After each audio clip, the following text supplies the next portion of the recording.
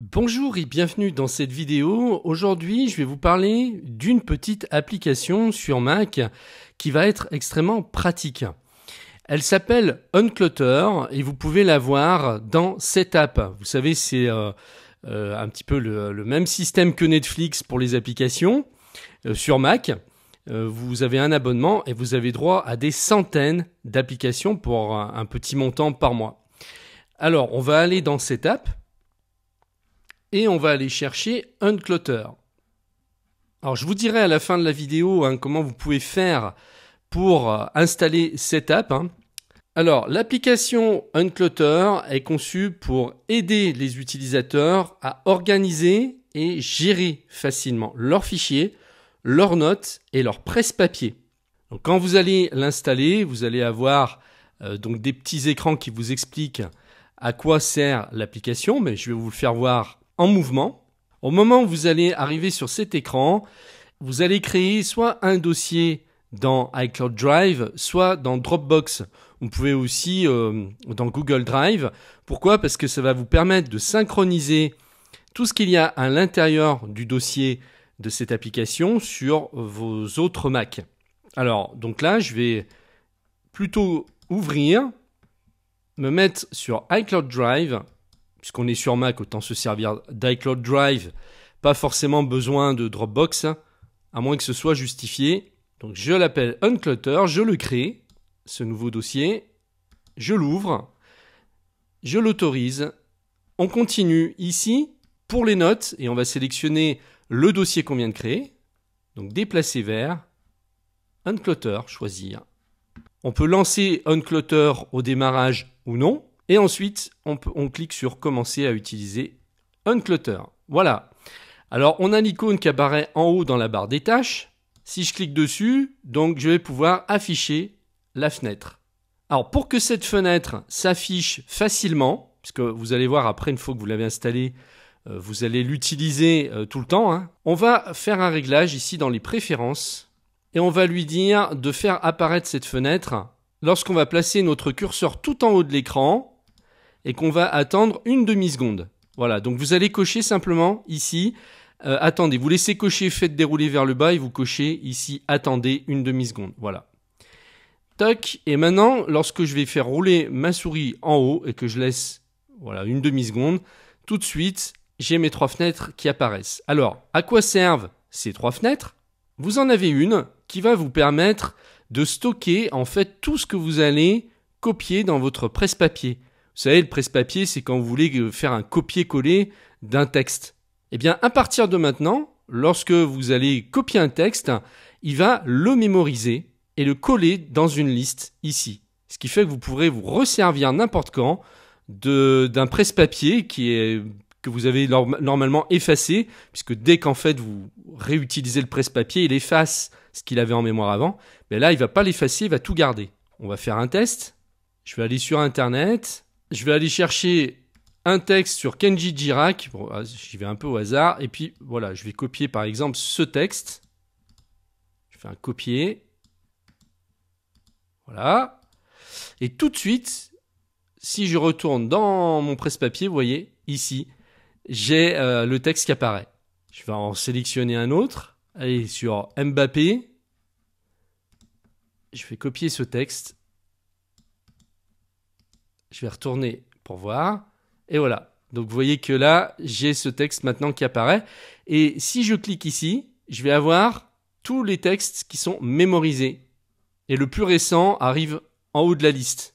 Donc ça me permet de réutiliser n'importe quel texte que j'ai mis dans mon presse-papier à un certain moment. Donc c'est vraiment génial parce que ça va mémoriser tous les copiés que vous faites. Ça va garder un historique. Alors on regardera ensuite dans les réglages sur combien de temps, puisque ça on peut le régler.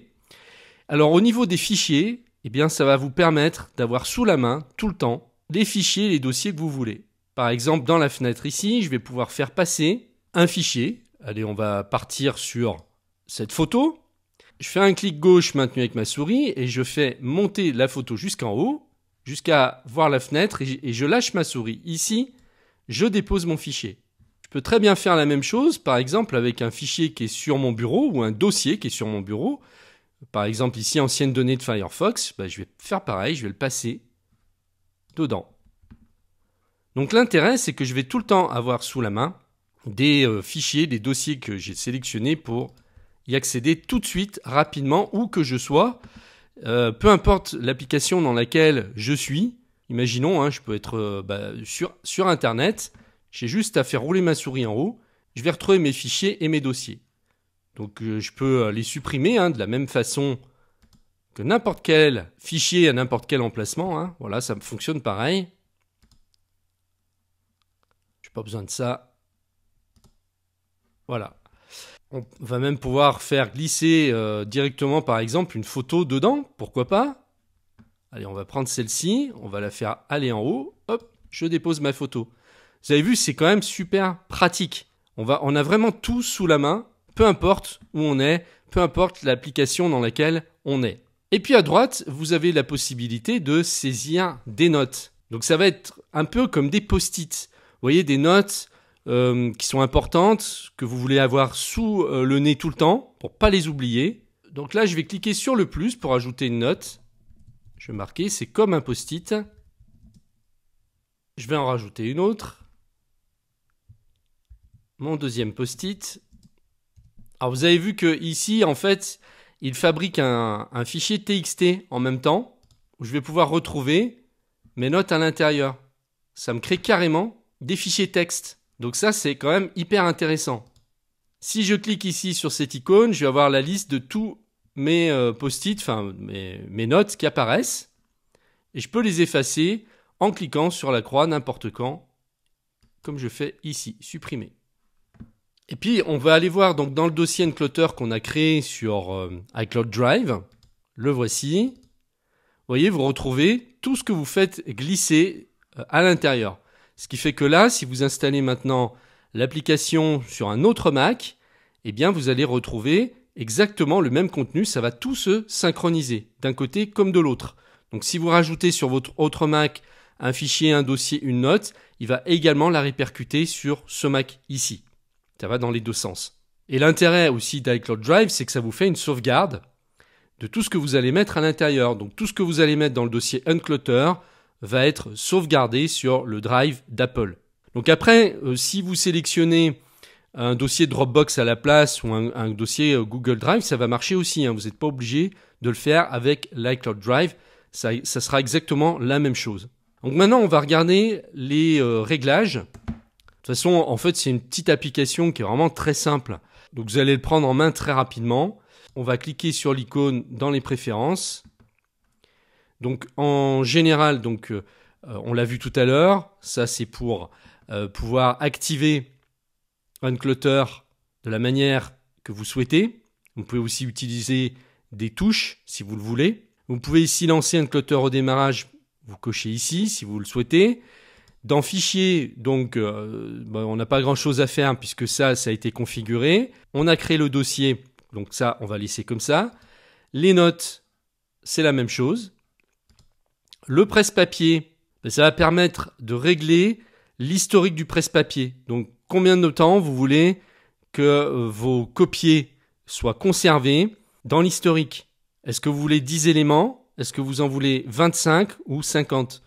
On va mettre au maximum, comme ça vous permet d'avoir 50 copiés tout le temps en mémoire. Et le presse-papier s'ouvre avec le dernier affichage, ou les favoris, l'historique ou le contenu des éléments, c'est à vous de choisir.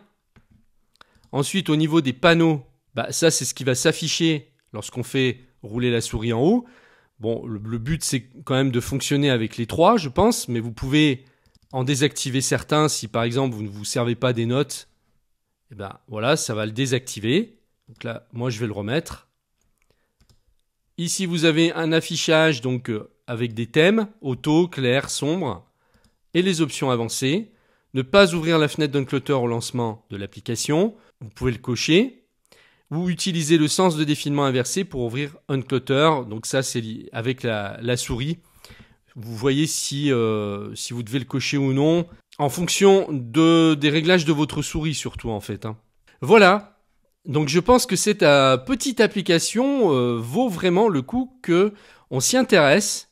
Moi, j'aime bien ce genre de petite application très légère qui est super utile pour garder, par exemple, les derniers fichiers, dossiers que vous voulez avoir sous la main, sans avoir à chercher dans votre Finder. Puis ça va vous permettre donc d'avoir tout de suite tous les copier-coller que vous avez fait. Ici, des notes genre post-it que vous voulez avoir sous le nez tout le temps pour pas oublier certaines choses. Vous pouvez mettre vos listes de courses. Vous pouvez même faire une liste de tâches en disant voilà, je dois appeler telle personne aujourd'hui. Ou voilà, c'est très simple de fonctionnement et on sait que plus c'est simple, plus c'est efficace. Voilà, donc j'espère que cette petite vidéo vous aura plu. N'hésitez pas à me laisser vos commentaires, à faire peut-être vos retours d'expérience. Et puis donc je vous laisse sur les précisions au niveau de Setup, comment faire pour l'installer. Je vous donne les détails. Si cette application vous intéresse, vous pouvez l'obtenir via Setup. Setup est un peu le Netflix des applications Apple qui va vous permettre d'accéder à plus de 200 applications macOS et iOS pour seulement 9,99$ par mois. Vous n'aurez donc plus à acheter les applications séparément. Vous pourrez les installer et les désinstaller à volonté en utilisant par exemple Clean My Mac qui est inclus dans cette offre. Vous n'aurez plus jamais à vous soucier de payer les mises à jour pour avoir les dernières versions de vos applications favorites. Pour installer Setup et essayer toutes les applications gratuitement pendant 7 jours, il vous suffit de cliquer sur le lien qui se trouve juste en dessous de cette vidéo. Je vous remercie de m'avoir suivi et je vous dis à très bientôt dans une prochaine vidéo.